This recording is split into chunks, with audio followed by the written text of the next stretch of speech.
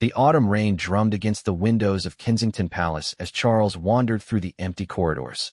25 years had passed since Diana's death, yet her presence still lingered in every corner of what had once been their shared home.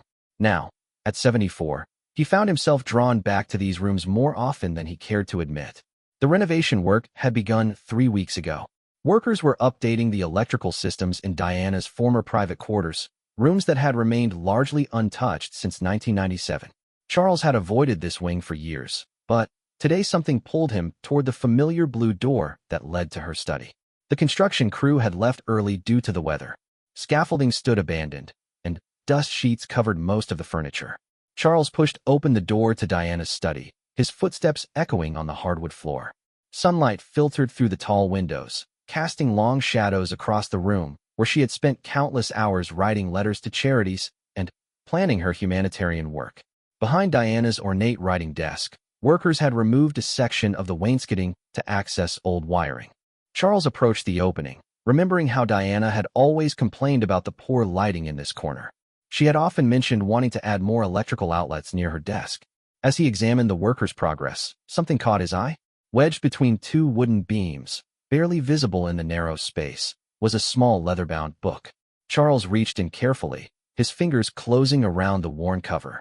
The leather was soft with age, and he could feel his heart racing as he recognized Diana's distinctive handwriting on the cover. Private Thoughts, 1995 to 1996. Charles stood frozen, holding the journal in his trembling hands. This was Diana's private journal, hidden away for nearly 3 decades. The discovery felt like finding a time capsule from their most turbulent years together. He had never known she kept such detailed personal records during that period when their marriage was falling apart so publicly. The journal was slim but substantial, filled with Diana's careful handwriting. Charles moved to the window seat where Diana used to sit on quiet afternoons, looking out at the gardens. With great hesitation, he opened to the first page. The date was January 15, 1995, just months before their official separation was announced. Diana's voice seemed to whisper from the pages as Charles read her opening entry. She wrote about feeling lonely despite being surrounded by people every day. The public loved her, but she felt isolated within the palace walls. Her words revealed a woman struggling to maintain her composure while her private world crumbled around her. Charles continued reading, his eyes moving slowly across each carefully formed word. Diana described her daily routines, her charity work, and her deep love for William and Harry. But underneath the surface activities, her pain was evident. She wrote about lying awake at night, wondering where their marriage had gone wrong and whether there was any hope for reconciliation. One entry particularly struck Charles. Diana had written about a conversation she had overheard between palace staff members. They were discussing the possibility of divorce, speaking as if it were inevitable. Diana wrote that hearing strangers discuss the end of her marriage made her realize how far apart she and Charles had grown. She felt like she was living in a goldfish bowl, with everyone watching and waiting for the final collapse. As Charles read on, he discovered entries about moments he had completely forgotten. Diana wrote about small kindnesses from palace staff, about funny things their sons had said, and about her growing confidence in her public role. She also wrote about their arguments, but with a perspective he had never considered. While Charles remembered their fights as explosive confrontations, Diana saw them as desperate attempts to reconnect with a husband who seemed increasingly distant. The afternoon light was fading as Charles reached an entry from March 1995. Diana had written about watching him work in his study one evening, noting how peaceful he looked when absorbed in his correspondence. She admitted to missing the man she had fallen in love with, even as their marriage continued to deteriorate. Her words revealed someone who was hurting but not yet ready to give up entirely. Charles closed the journal as darkness fell outside. His hands were shaking, and he felt overwhelmed by the flood of memories Diana's words had unleashed. For years, he had carried his own version of their marriage's end, shaped by hurt and misunderstanding. Now, reading Diana's most private thoughts, he was seeing their shared history through completely different eyes. The discovery of the journal felt like a gift and a burden simultaneously. Diana's honest reflections forced Charles to confront aspects of their relationship that he had buried deep in his memory. Her words were sometimes painful to read, but they were also filled with love, hope, and a longing for understanding that he had missed during their troubled final years together. As Charles prepared to leave the study, He carefully tucked the journal inside his jacket. He knew he needed time to process what he had read, and there were many more pages still to explore. Diana's secret thoughts would require careful consideration, and he sensed that this discovery would change his understanding of their shared past in ways he could not yet imagine. Walking back through the palace corridors, Charles felt the weight of the journal against his chest. Diana's voice had reached across 25 years to speak to him again, and he knew that their conversation was far from over. The woman who had once been his wife, the mother of his children, and eventually his greatest regret, had left him one final gift: the truth of her experience during their most difficult time together. That night, Charles sat alone in his private sitting room, the journal resting unopened on the table beside his chair. He knew that reading further would continue to challenge his memories and perhaps force him to reckon with mistakes he had tried to forget. But Diana's voice was calling to him from those pages, and he found himself unable to resist the pull of her long-hidden words. The storm outside had intensified, rain lashing against the windows with renewed force. Charles poured himself a whiskey and settled back into his chair, preparing to dive deeper into Diana's secret world. He had no idea that the entries waiting for him would reveal not just Diana's pain, but also her enduring love and her desperate hope that their family might somehow survive the chaos that threatened to tear them apart forever. Charles woke before dawn, the journal still weighing heavily on his mind.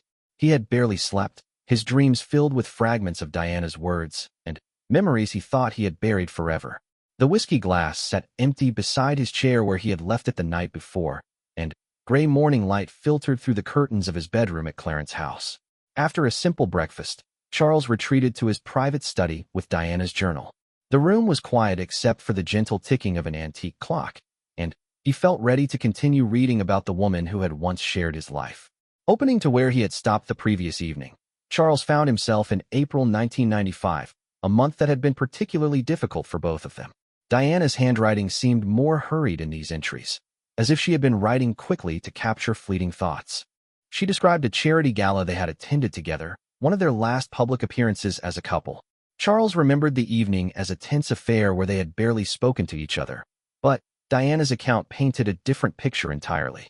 She wrote about watching him deliver a speech about environmental conservation, noting how passionate and articulate he became when discussing subjects close to his heart. Diana admitted to feeling proud of him in that moment, even though their personal relationship was crumbling.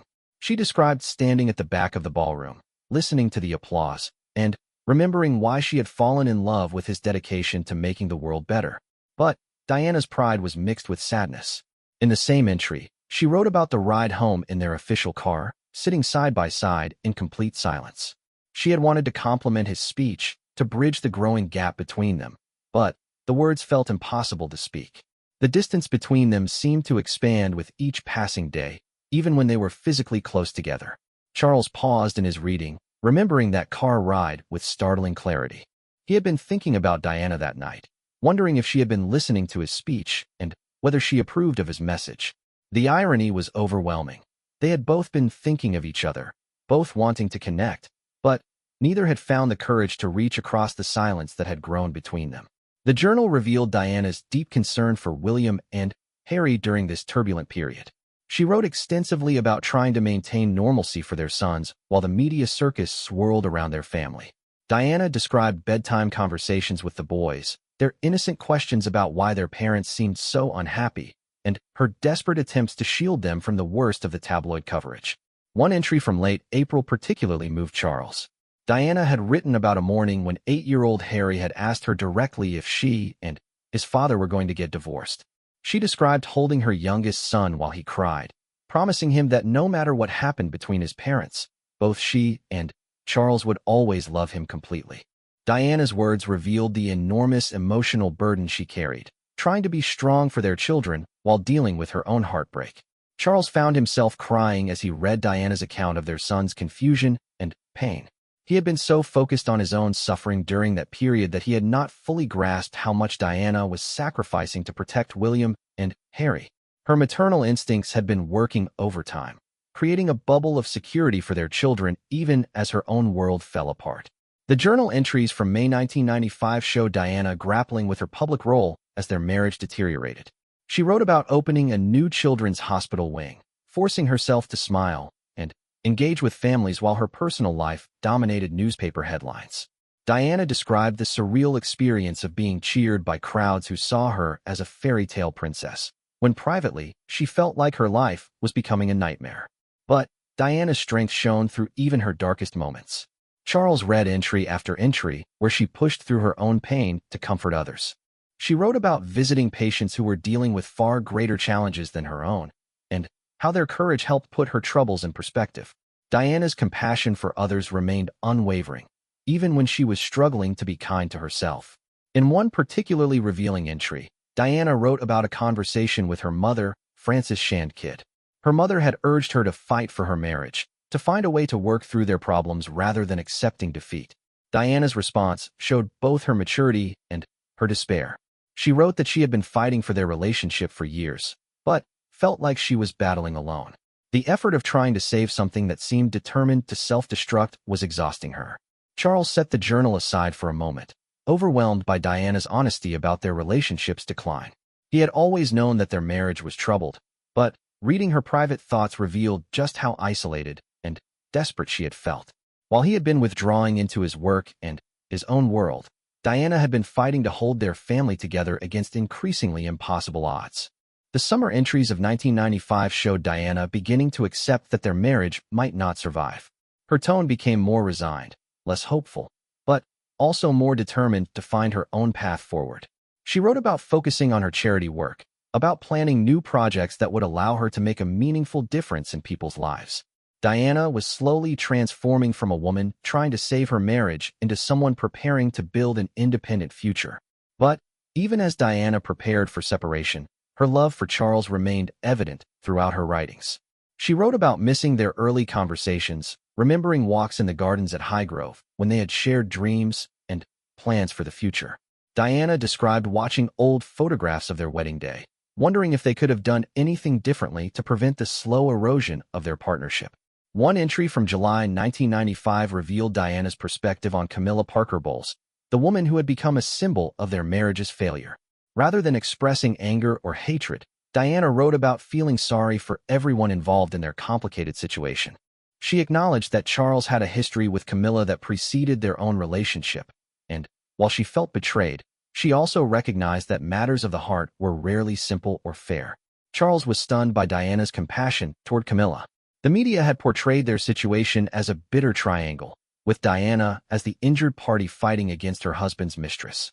But Diana's private thoughts revealed a woman who understood that love could not be forced or manufactured, and that blame was often more complicated than public perception suggested.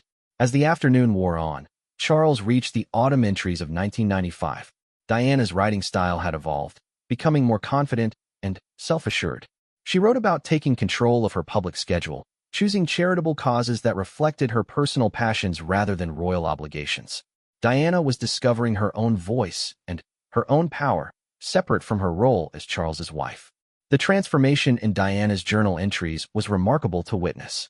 Charles could see her growing from a woman who defined herself through her marriage into someone who was creating her own identity and purpose. Her pain was still evident, but it was accompanied by increasing strength and determination. Diana was becoming the independent woman who would later captivate the world with her humanitarian work. The final entries for 1995 showed Diana preparing for their official separation announcement. She wrote about the relief she felt at finally being able to acknowledge publicly what had been true privately for years. But she also expressed fear about the unknown future ahead, wondering how their children would adapt to the new reality of their divided family. As darkness fell once again, Charles closed the journal at the end of 1995. Diana's words had taken him on an emotional journey through one of the most difficult periods of both their lives. Her perspective had challenged his own memories and forced him to confront uncomfortable truths about their relationship's failure. But, perhaps most importantly, Diana's voice had reminded him of the woman he had once loved deeply and still mourned profoundly. The third day dawned crisp and clear, with golden autumn sunlight streaming through the windows of Charles's study. He had spent another restless night thinking about Diana's revelations, and now faced the prospect of reading her thoughts from 1996, their final year as a married couple. His coffee had grown cold as he sat with the journal unopened in his lap, gathering courage to continue this journey into their shared past. Diana's first entry of 1996 was dated January 8th, just 1 week after their official separation had been announced to the world. Her handwriting appeared steadier, more controlled than in the previous year's entries. She wrote about the strange relief of no longer having to pretend their marriage was working, even as she grieved for the dream that had died. The entry described her first morning waking up in Kensington Palace, knowing that she was no longer Charles's wife in anything but legal terms. Diana wrote about making breakfast for William and Harry, trying to establish new routines that would give their son stability during this transition. She was determined to prove that she could be both mother and father to them when necessary, while still ensuring they maintained a strong relationship with Charles. Charles was moved by Diana's commitment to protecting their children's relationship with him, even during their darkest period.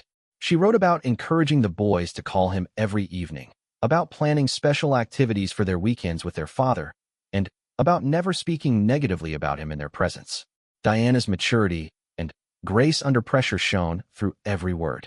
The journal entries from February 1996 revealed Diana's growing confidence in her public role. She wrote about her visit to Pakistan, her first major international trip as a separated woman. Diana described feeling nervous about representing the royal family while no longer being fully part of it, but also excited about the freedom to pursue causes that mattered deeply to her. Her account of meeting with patients at a children's hospital in Lahore was particularly powerful. Diana wrote about a young girl who had been burned in a cooking accident, describing how the child's courage inspired her to push through her own emotional pain. She realized that her personal struggles, while significant to her, were small compared to the suffering she witnessed during her charity work. Charles read with growing admiration as Diana described her increasing involvement with landmine victims. She wrote about her determination to use her fame to bring attention to this humanitarian crisis, even though the government had expressed concerns about her political activism. Diana was discovering that her separation from Charles had given her a powerful platform to pursue causes without worrying about royal protocol or political implications. The spring entries of 1996 showed Diana navigating the complex world of divorce negotiations while trying to maintain her public duties. She wrote about the frustration of having lawyers discuss her future as if she were not in the room, and her determination to secure a settlement that would allow her to continue her charitable work. Diana was fighting not just for financial security, but for the right to define her own role in public life. One entry from April particularly struck Charles. Diana had written about attending William's school sports day, where she and Charles had to sit together and present a united front for their son's sake. She described the awkwardness of making small talk with the man who had been her husband, lover, and best friend, and was now essentially a stranger. But she also wrote about feeling proud as they watched William compete, recognizing that despite their failed marriage, they had created 2 wonderful sons together. Charles remembered that sports day vividly. He had been struck by how beautiful Diana looked, how gracefully she interacted with other parents, and how naturally she cheered for William. At the time, he had felt only sadness about their situation. Reading Diana's account, he realized she had been experiencing many of the same emotions, regret mixed with acceptance, love complicated by loss. The summer entries revealed Diana's growing friendship with figures outside the royal circle. She wrote about dinners with celebrities, politicians, and activists who appreciated her for her own accomplishments rather than her royal connections. Diana was building a new social world that reflected her interests and values, separate from the traditional aristocratic circles she had inhabited as Charles's wife. But Diana's newfound independence came with challenges. She wrote about the loneliness of making decisions without a partner to consult, about the overwhelming responsibility of being a single mother to future kings, and about the constant scrutiny from media who were fascinated by her every move. Every outfit choice, every public appearance, every friendship was analyzed and criticized in the press. The journal entries from July 1996 showed Diana preparing for their divorce to be finalized. She wrote about the surreal experience of ending a marriage that had begun with such hope and public celebration. Diana described cleaning out their shared belongings, deciding what to keep and what to leave behind, and how each item held memories of happier times that seemed like a different lifetime. One entry particularly devastated Charles. Diana had written about finding their wedding album while packing her personal items. She described sitting on the floor of their former bedroom, looking through photographs of their wedding day, and crying for the young couple who had believed their love could overcome any obstacle. Diana wrote that she still loved the man Charles had been then, even though she could no longer live with the man he had become. Charles set the journal down and walked to his window, looking out at the gardens where he and Diana had once walked together. Her words forced him to confront the painful truth that their marriage's failure was not just about incompatibility or outside pressures, but about how they had both changed and grown apart over the years. They had lost each other gradually, so slowly that neither had noticed until it was too late to find their way back. The autumn entries of 1996 showed Diana focusing intensely on her humanitarian work. She wrote about her trip to Bosnia, where she met with landmine victims and drew international attention to their suffering.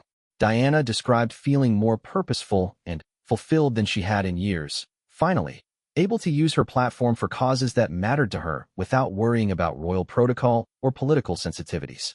Her account of meeting a young man who had lost his leg to a landmine was deeply moving.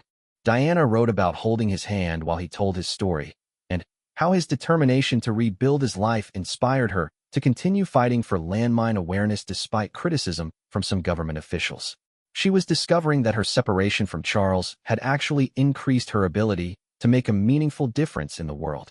The final entries of 1996 revealed Diana preparing for their divorce to be finalized in August. She wrote about the strange combination of sadness and relief she felt as their 15-year marriage officially ended. Diana acknowledged that while their relationship had failed, it had also given her 2 beloved sons and taught her important lessons about love, loss, and resilience. In her last entry of the year, dated December 31st, 1996, Diana reflected on how much her life had changed over the previous 12 months. She wrote about feeling stronger and more independent than ever before, but also about missing the security and companionship that marriage had provided. Diana was honest about both the benefits and costs of her newfound freedom. The entry concluded with Diana's hopes for the coming year. She wrote about her determination to be the best mother possible to William and Harry, to continue her humanitarian work with even greater focus, and to find a new kind of happiness that was not dependent on royal titles or marriage. Diana was looking toward the future with optimism, even though her journey had been marked by tremendous pain and loss.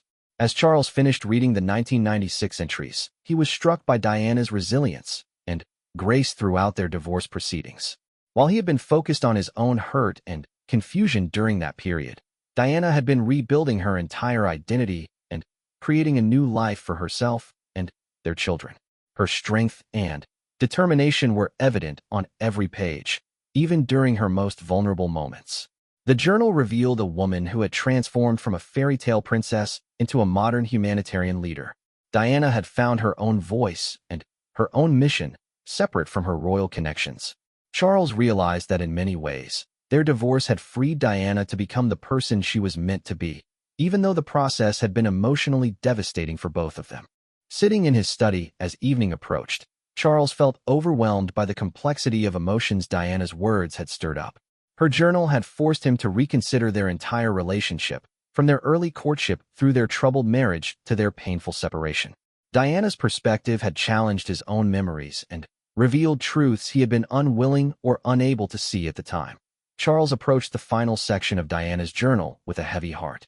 The last pages covered early 1997, just months before her tragic death in Paris. He had delayed reading these final entries for 3 days, somehow sensing that Diana's last recorded thoughts would be the most difficult to bear. The late October afternoon was fading into dusk as he settled into his chair one more time, knowing this would complete his journey through Diana's hidden thoughts. The first entry of 1997 was dated January 15th, exactly 2 years after the journal's first entry. Diana's handwriting had evolved over those 2 years, becoming more confident and flowing. She wrote about celebrating the new year with William and Harry, describing their excitement about the upcoming year and their growing maturity. At 14 and 12, the boys were developing their own personalities and interests, and Diana expressed pride in their kindness and intelligence. Diana's relationship with her sons was clearly the center of her world. She wrote about Harry's mischievous sense of humor and his ability to make her laugh even on difficult days. William, she noted, was becoming more serious and thoughtful, already showing signs of understanding his future responsibilities as king. Diana described long conversations with both boys about life, love, and the importance of using their privileged positions to help others. The journal entries from February revealed Diana's growing involvement with the international campaign to ban landmines. She wrote passionately about her upcoming trip to Angola, describing her determination to walk through actual minefields to demonstrate the ongoing danger these weapons posed to innocent civilians. Diana acknowledged that some people criticized her for getting involved in political issues, but she felt compelled to use her fame to save lives. Charles was struck by Diana's courage and conviction as he read her preparations for the Angola trip. She wrote about studying maps of minefields, learning about different types of explosive devices, and meeting with experts who could explain the technical aspects of landmine removal. Diana was not content to simply lend her name to a cause. She was determined to understand every aspect of the issue so she could be an effective advocate. Her account of the Angola trip was both heartbreaking and inspiring. Diana wrote about meeting families who had lost loved ones to landmines, children who had been maimed while playing in their own neighborhoods, and farmers who could not work their land because of unexploded devices buried in the soil. She described walking through a cleared minefield wearing protective gear, understanding for the first time the constant fear these communities lived with every day. The trip had clearly affected Diana profoundly. She wrote about lying awake in her hotel room in Luanda, thinking about the children she had met and the stories they had shared. Diana described feeling overwhelmed by the scope of the landmine crisis, but also more determined than ever to continue fighting for a global ban on these weapons. Her sense of purpose had never been clearer or stronger. The spring entries of 1997 show Diana at the height of her confidence and influence. She wrote about her growing relationship with various charitable organizations, her increasing involvement in international humanitarian efforts, and her excitement about upcoming projects. Diana was building a legacy that extended far beyond her royal connections, establishing herself as a global advocate for the marginalized and forgotten. One entry from April particularly moved Charles. Diana had written about attending a state funeral with him, one of their rare public appearances together since their divorce. She described the strange experience of standing beside the man who had been her husband, both of them representing the royal family, while maintaining careful distance from each other. Diana wrote that she still loved certain aspects of who Charles was, but had accepted that they were better apart than together. Charles remembered that funeral and Diana's gracious behavior throughout the difficult day. At the time, he had been struck by her dignity and professionalism, but had not fully appreciated how challenging the situation must have been for her. Reading her private thoughts, he realized that Diana had been as conflicted about their interactions as he had been. The journal entries from May revealed Diana's excitement about her son's upcoming summer holidays. She wrote about planning special trips and activities that would create lasting memories while also exposing William and Harry to different cultures and perspectives. Diana was determined to raise her children with compassion and understanding for people from all walks of life. Her account of a charity gala in June showed Diana at her most confident and charismatic. She wrote about working the room with ease, making donors feel appreciated and valued, and using her charm and intelligence to raise substantial funds for children's hospitals. Diana had become a master at using her celebrity status to benefit others, turning every public appearance into an opportunity to make a difference. But Diana's private thoughts also revealed ongoing struggles with media attention and public scrutiny. She wrote about the exhaustion of being constantly photographed and analyzed, of having every outfit choice and public statement dissected by newspapers and magazines. Diana described feeling like she lived in a fishbowl where privacy was a luxury she could rarely afford. The summer entries of 1997 showed Diana growing closer to Dodi Fayed, though she wrote about their relationship with careful discretion. She described enjoying his company, appreciating his kindness toward her sons, and feeling hopeful about the possibility of finding love again. Diana wrote that after years of focusing entirely on her children and her work, she was ready to explore the possibility of personal happiness. Her account of their vacation in the Mediterranean revealed a Diana who was learning to relax and enjoy life again. She wrote about swimming with William and Harry, laughing at Dodi's stories, and feeling peaceful for the first time in years. Diana described watching the sunset from the yacht's deck, thinking about how much her life had changed and how grateful she was for her newfound freedom and happiness. But even during this happy period, Diana remained focused on her humanitarian work. She wrote about planning her upcoming campaign against landmines, her desire to visit more countries affected by these weapons, and her hope that public pressure could lead to an international treaty banning their use. Diana's commitment to helping others never wavered, even when she was enjoying personal happiness. The final entries in the journal were from late August 1997, just days before her death. Diana wrote about returning to London and preparing for the autumn's busy schedule. She described feeling energized and optimistic about the future, excited about new projects, and hopeful about her personal life. There was no indication in her words of the tragedy that was about to unfold. Her last entry, dated August 29, 1997, was a reflection on motherhood and legacy. Diana wrote about watching William and Harry play football in the garden, marveling at how quickly they were growing up and how proud she was of their character and values. She described her hope that they would use their positions to make the world better, continuing the work she had started with compassion and dedication. Diana concluded her final entry with thoughts about forgiveness and healing. She wrote about her desire to maintain a cordial relationship with Charles for their children's sake, acknowledging that while their marriage had failed, they would always be connected through William and Harry. Diana expressed hope that someday they might find a way to be friends again, not as former spouses, but as co-parents who shared the same dreams for their sons. As Charles read Diana's last written words, tears streamed down his face. Her final thoughts were not bitter or angry, but filled with love, hope, and forgiveness. Diana had found peace with their past, while looking forward to a bright future that would never come to pass. Her grace and generosity of spirit shone through even in her most private moments. Charles closed the journal for the final time, overwhelmed by the emotional journey Diana's words had taken him on. Over the course of 2.5 years, he had witnessed her transformation from a troubled wife into a confident humanitarian leader. Diana's strength, resilience, and capacity for love had been evident on every page, even during her darkest moments. The discovery of the journal had forced Charles to confront painful truths about their failed marriage, while also revealing Diana's enduring love and forgiveness. Her words had reminded him of why he had fallen in love with her in the first place: her compassion, her determination to help others, and her ability to find hope in the midst of despair. As night fell over London, Charles sat alone with his memories and regrets.